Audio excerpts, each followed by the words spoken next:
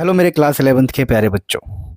तो 11th के बच्चों, देखो यार, हर चीज़ अपनी जगह है, पास होना अपनी जगह है। अभी हम बिल्कुल लास्ट में खड़े। अगर हम पास नहीं हुए ना तो हमारा बिगड़ेगा, ज़रूर बिगड़ेगा। लेकिन सिर्फ हमारा नहीं, हमारे मम्मी पापा, हमारे मम्मी पापा का ना गर्व चला जाएगा कि भाई हमारा बच्चा, हमने इतनी मेहनत से पढ़ाया, कितने संघर्ष किए और वो फेल हो गया। देखो, लाइफ में तुम खुद को बुरा फील कराओ, चलो मुझे कोई मतलब नहीं, लेकिन अपने माँ बाप को बुरा फील मत कराना। यानी कि प्लीज़, जितना भी टाइम बचा हो बहुत ईमानदारी से इसको फॉलो करना। ये बिल्कुल वर्थ इट है। यहाँ से आपका क्वेश्चन फंसेगा ही फंसेगा, ये मैं आपको लिख के दे रहा हूँ।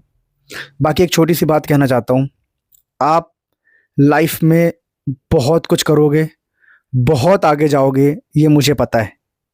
लेकिन लाइफ में बहुत आगे जाने से पहले 11th का ये स्टेप, ये मुश्किल घड़ी हमें पार करना है, क्योंकि इसको बिना पार किए हमारे लिए लाइफ थोड़ा टफ हो जाएगा। तो मैं आज आपको दिल से बताऊंगा कि बुक 1 और बुक 2 से क्या आता है और कहाँ से आप कर सकते हो। अगर आपके पास 10, 5, 3, 4 घंटे भी आपकी लाइफ में आपके पास है चीज़ों को करने के लिए, तो देखिए देखिए मैं आपको अभी जो ब्लू प्रिंट दे रहा हूँ, एक प्रकार से वो टफ पेपर के लिए दे रहा हूँ। जब भी एग्जाम में टफ पेपर बना है, जब भी टफ पेपर बना है, तो क्वेश्चन कहाँ कहाँ से न्यूमेरिकल वाले आए हैं। तो देखिए, अगर हम यूनिट एंड डायमेंशन की बात करें तो यूनिट एंड डायमेंशन से क्लासिक क्वेश्चन हर साल आते हैं। अगर आपने मेरी एक वीडियो देखी होगी, ये वीडियो मैं आपको यहाँ पर लगा रहा हूँ, देखो इस वीडियो को देखा होगा तो इससे बाहर आपका पेपर आने के चांसेस बहुत कम है, सिमिलर क्वेश्चन आएगा।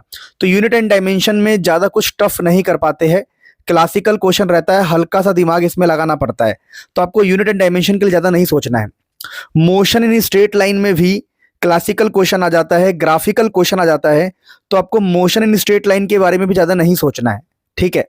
अब मैं आपको बताने जा रहा हूं, तो हमारा यूनिट एंड डायमेंशन हो गया, मोशन इन स्ट्रेट लाइन हो गया। सुनते रहो, पूरा ब्लूप्रिंट दे रहा हूं। मोशन इन स्ट्रेट लाइन में भी ग्राफिकल क्वेश्चन और सिंपल क्वेश्चन आता है। बाकी अगर आपने इसकी मेरी ये वाली वीडियो देखी है तो आपका काम हो जाएगा, आपको टेंशन लेने की जरूरत नहीं है। थोड़ा सा रुक जाओ, मैं आगे आगे बातें कर रहा हूँ। मेरे को आज यूनिट एंड डायमेंशन की बात करनी नहीं थी, मोशन इन स्ट्रेट लाइन की बात तो आज मुझे करनी ही नहीं थी। ये बहुत बेसिक चैप्टर है।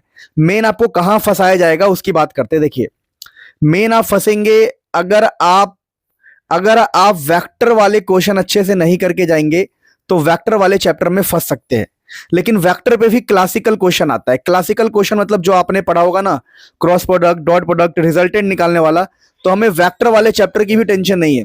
प्रोजेक्टाइल मोशन की डेरिवेशन आती है और बेसिक न्यूमेरिकल आता है, हमें उसकी भी चिंता नहीं है। चिंता पता है कहां से स्टार्ट होगी? चिंता आपकी स्टार्ट होगी लॉज ऑफ मोशन से। मैं आपको क्लियरली बता रहा हूं, चिंता आपको स्टार्ट होगी laws of motion. Laws of motion से क्वेश्चन आते हैं, न्यूमेरिकल आते हैं और बहुत ज्यादा चांस होता है। तो ये लॉज ऑफ मोशन में कैसे न्यूमेरिकल आते हैं उसकी बातें हम करेंगे। लेकिन थोड़ा सा प्लीज मेरे को थोड़ा टाइम दो, मुझे अपने आप को समझाने का टाइम दो। लॉज ऑफ मोशन से हर टाइप का क्वेश्चन आ जाता है। कई बार पुली वाला क्वेश्चन आ जाएगा, कई बार इंक्लाइन प्लेन वाला क्वेश्चन आ जाएगा, कई बार नॉर्मल क्वेश्चन आ जाता है, नॉर्मल क्वेश्चन की एक बॉक्स रखा हुआ है, कई बार फ्रिक्शन वाले क्वेश्चन आ जाते हैं। यानी कि लॉज ऑफ मोशन पे भी क्लासिकल क्वेश्चन ही चलता है। तो लॉज ऑफ मोशन में भी टेंशन नहीं है। तो सर फिर टेंशन कहाँ है? मैं सब बता रहा हूं, बस वेट करो। ये ब्लूप्रिंट को समझो थोड़ा कि पेपर कहां पे टफ हो जाएगा। अब आपका पेपर टफ होना स्टार्ट हो जाएगा जहां से मैं बातें कर रहा हूं।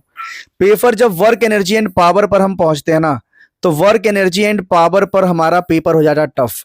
वर्क एनर्जी पावर से देखा गया है कि जब भी कोई मुश्किल पेपर बना है उसमें वर्टिकल सर्कुलर मोशन वाला क्वेश्चन आया है। Vertical circular motion, vertical circular motion वाला न्यूमेरिकल आया है, वर्टिकल सर्कुलर मोशन। तो आपको इसकी तैयारी करनी है। तो वर्क एनर्जी पावर में वर्टिकल सर्कुलर मोशन आपको कहां पे मिल जाएगा मैं आपको बता रहा हूं। जैसे ये हमारा वर्क एनर्जी एंड पावर है, तो इसके लास्ट में आपको ये चीजें मिलेगी। तो प्लीज ये लास्ट वाली चीज आप कर लेना किसी भी हाल में, वर्क एनर्जी पावर का ये वीडियो देखना। तो वर्क एनर्जी पावर में जो न्यूमेरिकल फंसता है टफ पेपर में, वर्टिकल सर्कुलर मोशन वाला फंसता है, ठीक है। अब बात करते हैं कि सिस्टम ऑफ पार्टिकल में क्या फंसता है। अगर हम सिस्टम ऑफ पार्टिकल की प्यारे बच्चों बात करें, अभी मैं वर्क एनर्जी पावर बता चुका हूं आपको, लॉज ऑफ मोशन ये सब के बारे में ही बताऊंगा, बस वेट करो।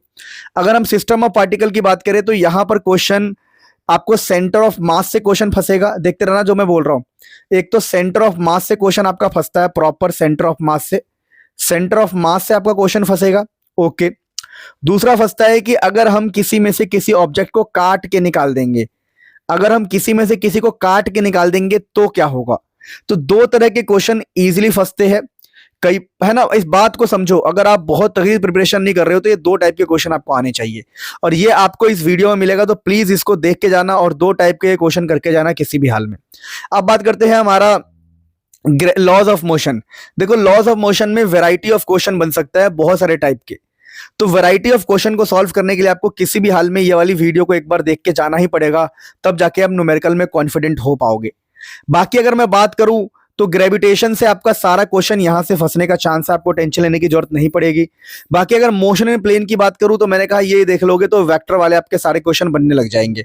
थर्मल प्रॉपर्टीज ऑफ मैटर से क्वेश्चन आने के बहुत ज्यादा चांस है, तो इस चैप्टर को छोड़ के जाने की मत सोचना। बुक 2 का सबसे ज्यादा न्यूमेरिकल वाला क्वेश्चन इसी से आएगा। फिर अगर हम बात करें तो थर्मोडायनेमिक्स से कैसे क्वेश्चन आएंगे। देखो अगर हम 11th की फिजिक्स की बात करें तो न्यूमेरिकल में थर्मोडायनेमिक्स चैप्टर से ना ग्राफिकल क्वेश्चन आता है, जो पिछले वाली स्ट्रेटजी वीडियो में मैंने डिस्कस किया। दो तरह के क्वेश्चन उसमें से आते हैं, और दोनों क्वेश्चन को मैंने जस्ट पिछली वाली स्ट्रेटजी वीडियो में उसको देखा है। उस स्ट्रेटजी वीडियो का लिंक मैं डिस्क्रिप्शन में लगा दूंगा, प्लीज उसको देखना। 11th की फिजिक्स के थर्मोडायनेमिक्स के बारे में मैं बता चुका हूं पिछले वाली वीडियो में।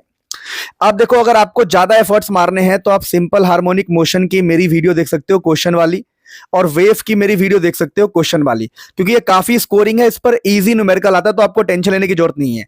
टफ न्यूमेरिकल कहां कहां से आता है मैं आपको क्लियर कर दूं। देखिए थर्मल प्रॉपर्टीज ऑफ मैटर से टफ न्यूमेरिकल आता है, जो मैंने आपको बताया। फिर मोशन एंड प्लेन से टफ न्यूमेरिकल आता है, जो मैंने आपको बताया। ये न्यूमेरिकल ग्रेविटेशन के आते हैं, न्यूमेरिकल फिक्स है। लॉज ऑफ मोशन से फिक्स है। आपके ये वर्क एनर्जी पावर से न्यूमेरिकल फिक्स है। सिस्टम ऑफ पार्टिकल से न्यूमेरिकल फिक्स है। और मेरी बात सुनो, फ्लूइड चैप्टर से न्यूमेरिकल जब भी आता है टफ आता है। अगर आपके पास टाइम हो तो आप प्लीज फ्लूइड चैप्टर के न्यूमेरिकल की वीडियो देखो, मैं लिंक डिस्क्रिप्शन में लगाऊंगा। और अगर आपके पास टाइम नहीं है तो आप फ्लूइड चैप्टर को अवॉइड भी कर सकते हो, लेकिन भाई ये स्कोरिंग है कि अगर आपका टफ पेपर है, समझना ध्यान से, अगर आपका टफ पेपर है तो यहां से न्यूमेरिकल आएगा। वो भी न्यूमेरिकल कहां से आएगा, तो सिर्फ मेरी वीडियो से न्यूमेरिकल आएगा, मेरी वीडियो से। तो आप देखो कि आपके पास टाइम कितना है। अगर आपके पास बिल्कुल ही टाइम नहीं है तो मैं आपको कुछ फिक्स चैप्टर बताता हूं जो आपको करके जाना है। आप करके जाना सिस्टम ऑफ पार्टिकल, ठीक है। आप करके जाना ग्रेविटेशन, और आप करके जाना थर्मल प्रॉपर्टी।